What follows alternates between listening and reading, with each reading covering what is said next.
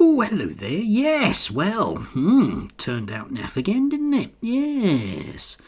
Anyway, today we'll have a bit of an exploration into the notion of Occam's razor and exactly how, well, gullible people can be.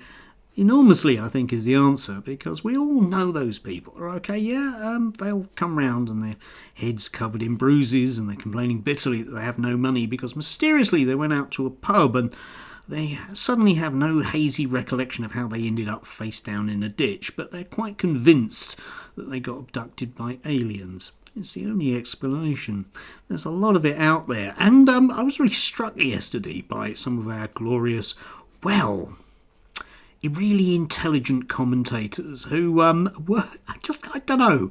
I don't know if they know how much they lie or if it's just simply got so deeply ingrained that they're not aware that they're doing it. So in the particularly moronic corner, I'll give you Darren Grimes, okay, who posted up this photograph and was saying our ancestors were slaves too.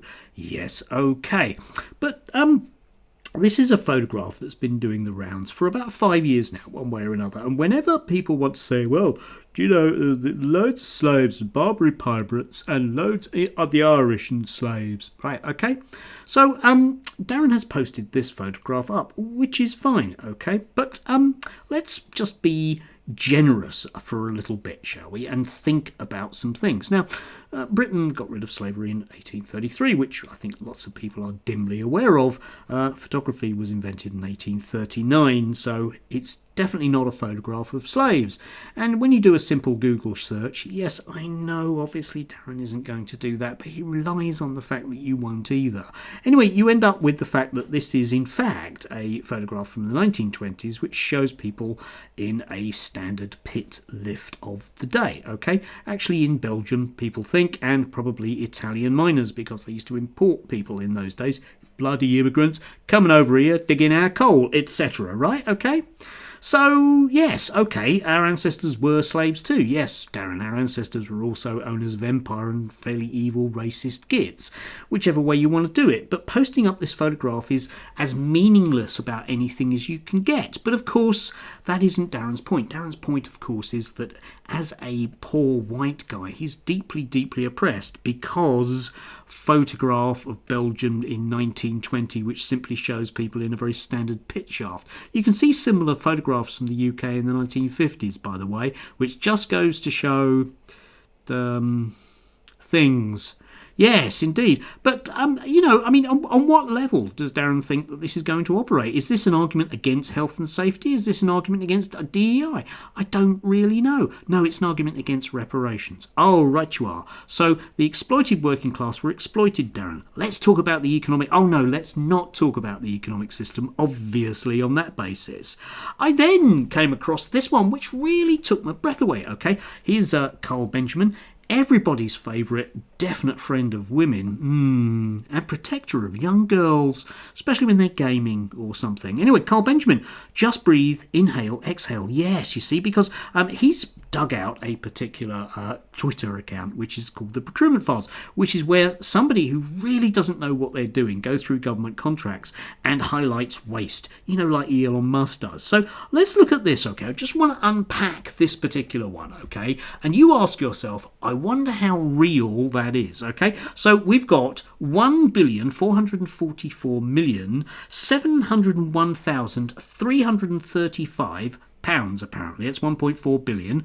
Okay, contract awarded for the refurbishment of the Nairobi High Commission. Wow, that's an expensive High Commission. It's no wonder the country's in debt. It's no wonder that things and stuff and pensions and unemployed people and migrants, right? Awarded in June 23 to one supplier, H. Young & Co.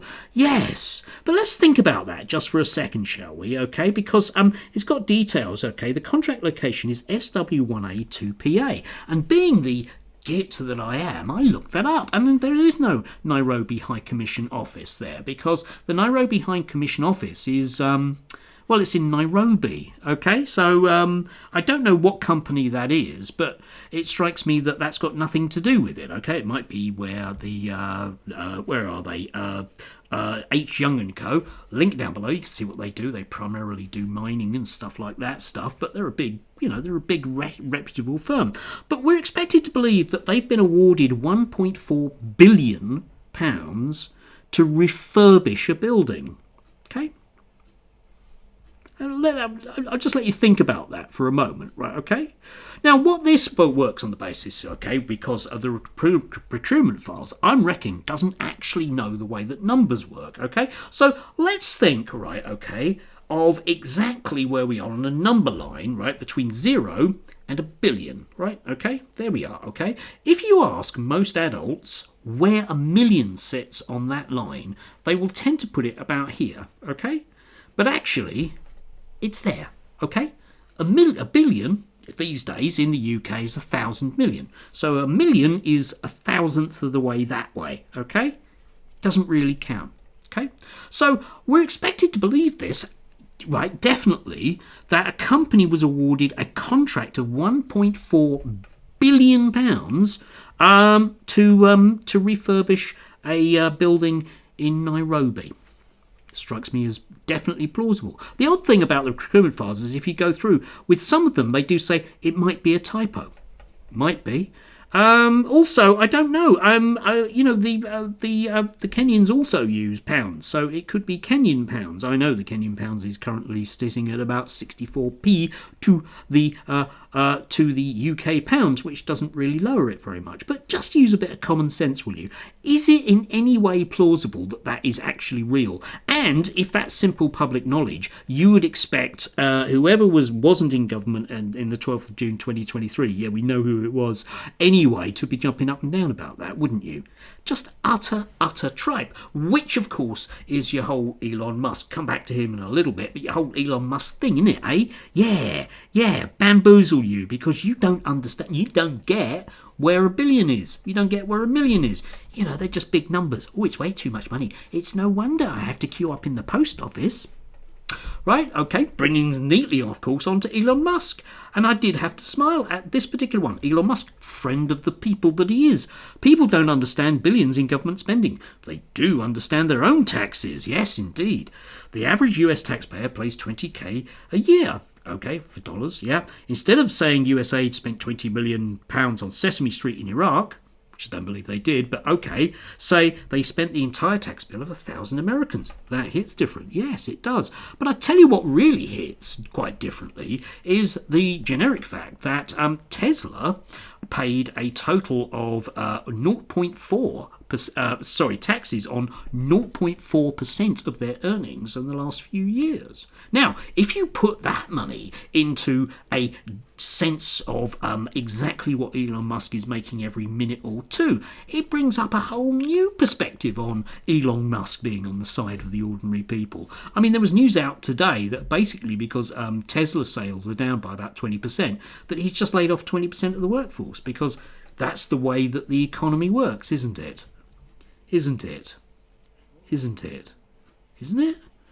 Yeah. I mean, I fully accept, that a lot of people don't get procurement, right? Okay. A lot of people don't understand that if you employ somebody on, say, £12,000 a year, it costs you more than £12,000 a year. And this is where me, somebody who, bloody teachers, what do they know about running a business?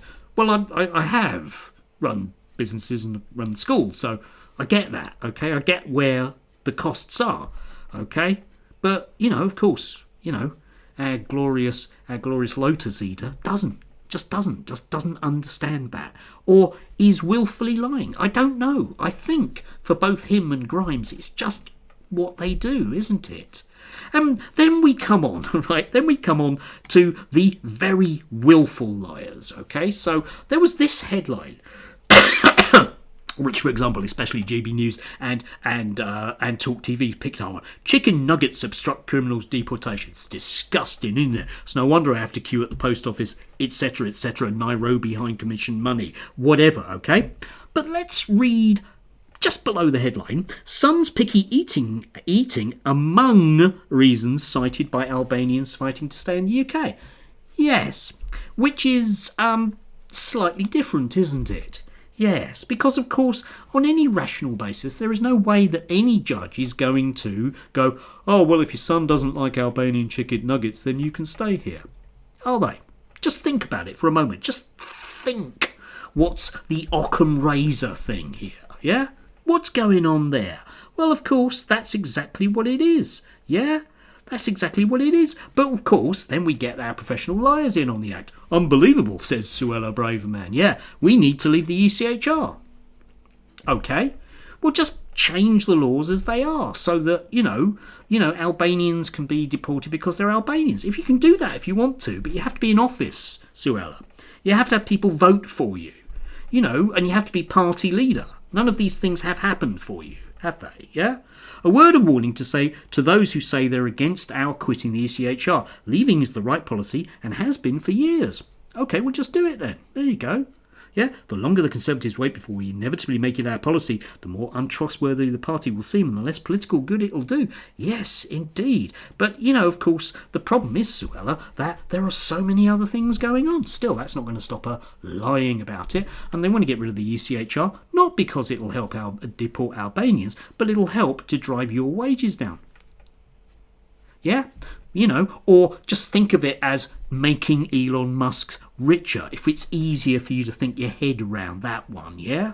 So, we come on to the real thing that was happening yesterday, which got all of the usual suspects, your Kelvin Mackenzie's and all of them up in arms, and your Suella Braverman's up in arms, which was a survey, a YouGov survey, pretty reputable, in the Times, pretty reputable, asking Gen Z what they think about, well, stuff. And apparently they don't like it in this country because it's a bit, rubbish, because of things like racism, which make it a bit rubbish for them. So, you might think to yourself, well, gosh, I wonder if the sort of contractual deal that we've been dealing with the young people for about the last 40 years might need looking at. No, of course not, okay? It can't be anything wrong with the UK. It has to be, let me see, Occam's razor. What would be the logical thing about people complaining about how bad the economy is for them? It's got to be the teachers, hasn't it? Yeah. Anyway, let's look at Suella Braverman. Some important questions to ask ourselves on the back of this. Go ahead, Suella. Why are we raising the next generation to loathe our country, history and culture? Well, we're not, Suella. But with people like you in power, remember you were Home Secretary for a long period of time, had to have Suella because, she was the only one that could stop the boats, didn't she? Only one that could stop the boats. You may have noticed that, that didn't quite happen, did it? Still, never mind, Never mind that, What's a kind of lying to people in order to gain power for just a few more months so you can enrich yourselves? A few more Elon's riches, billions make no difference, do they? No. Well, we're not raising the generation to do that. We're raising a generation of better educated and more able young people than we ever have done in history, Suella. But of course, that doesn't fit into a it can't be my fault sort of idea. Right? Why is national pride in short supply within many of our institutions and state agencies while the majority of Britons yearn for more patriotic leadership? They don't yearn for more patriotic leadership. They yearn for leadership of a country that will actually encompass all of us in the sense of a community where we work together, as opposed to merely enriching their friends, Suella. Yeah? It might be that one, possibly. Just hazarding a wild guess. Again, it's that, think about it logically thing. Why and how have our publicly funded institutions been overtaken by left-wing progressive campaigners who have promoted damaging ideology?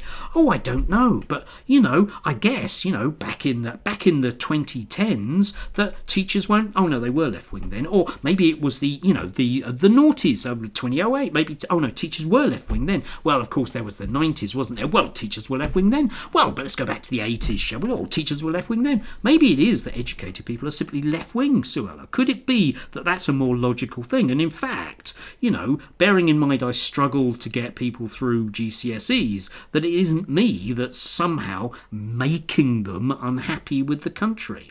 How would I do that when I can't quite get them through GCSE history?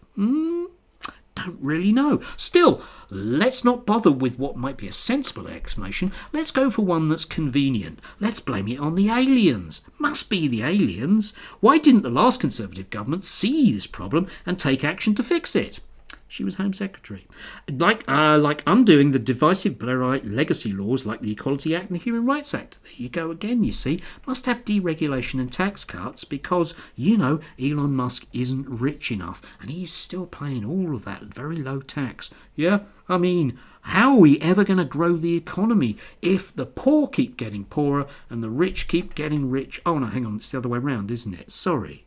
God, why has multiculturalism failed so badly? And how do we fix it? Well, according to the Times survey, it isn't a problem. Not with more reports and reviews, but with action. Okay then, Suella, what are we going to do then? How do we make patriotism mainstream again, especially with young people? Give them something to be patriotic about, Suella. We need to teach our young people to love our country deeply and sincerely. Give them something to love, Suella. Otherwise we face crisis. No, we're there now. We've gone past it. Crisis was about 10 years ago when all of those things we were told by people like you turned out patently to be lies, and the things you're still telling us now are patently lies. Make Britain great again. Yes, why not simply have an empty vacuous slogan with a hat, yeah? Because in times of trouble, people will turn to the flag. There is a sociological viewpoint on that, okay? Merton's strain theory. Merton was a sociologist, boo hiss, Marxist. No, he wasn't actually. He was a right-wing American that recognised that basically in times of stress, a lot of people will wrap themselves in the flag. It doesn't do any good. It doesn't make the American dream any better. And Suella wants somehow, I know what it'll be that I need greater restrictions on me because it must be my fault. It cannot be logically someone like her who has been right at the centre of power for a very long period of time. It must be all the other bad people that haven't been, because that is the only sensible explanation, isn't it? And I'm there really hoping that you're going to fall for that for a bit longer. And of course, if you vote in Reform and think that that's your saviour, you are going to fall for that a bit more. Why is it that the press are so behind Reform at the moment? Because Kemi Badenoch's come out of those gates stumbling as she inevitably was. Yes, because you can have those DEI hires, but by God, it's going to come and bite you, isn't it? Anyway, bit of a longer one, bit of a ranty thing, but I think it was worthwhile saying. These people really do think that you're an idiot. And if you buy into this stuff, I'm afraid you probably are. Yes, I'm sure I'll get a few people in my comments that vehemently disagree with me. Okay, you're welcome to it. But trust me, it isn't actually me that's making the country poorer, is it? Yes? Could it be somebody, for example, that used to be Home Secretary? Could it be those people that are making an absolute juffing fortune out of their Twitter and YouTube accounts to persuade you that basically what you need is fewer rights? Hard one to think about. Hard one, yeah, especially when you're face down and you've been abducted by aliens, eh? Do have a glorious beginning of the midweek. Oh, it's still going to be a long, damp, cold one, isn't it? Yes.